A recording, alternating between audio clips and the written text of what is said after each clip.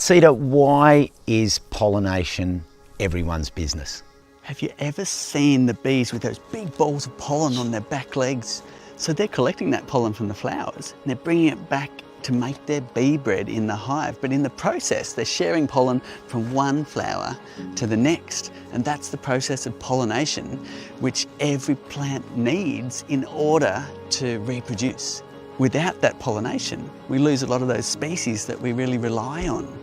So it's really important to create habitat for these species because we've taken so much away in the world. It's interesting, isn't it? Because we have so many pollinators. We have European bees. Of course, we've got 16 or 1700 species of native bees, many of which we know very, very little or nothing about. Then we've got moths, we've got butterflies, we've got wasps, we've got beetles, we've got spiders, we've got ants, we've got bats, we've got birds. So all of these are pollinators. And they all need habitat.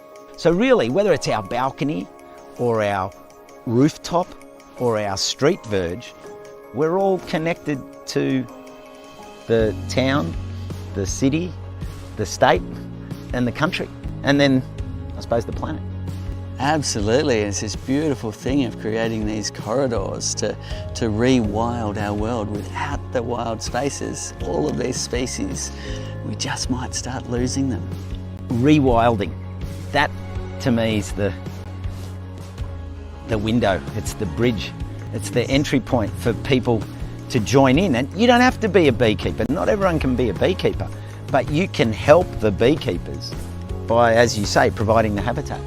Absolutely. Like the purple flowers, the white flowers, the yellow flowers. Most flowers are really good for the pollinators to get into, collect their nectar and pollen and to keep going. So even just planting a garden of flowers is perfect for your pollinating species. See, these pollinators don't go very far, so they might only have a range of a few hundred meters. So when you plant a pollinated garden in your yard, you're providing a stepping stone, and then they can hop further, and you never know, you might save some species from the brink of extinction. And connect them from one street to the next, and then to the creek, and then from the creek all the way along the creek up to the ridges and to the mountains. So it's one big network. It's a highway. It's a pollinator highway that we can create.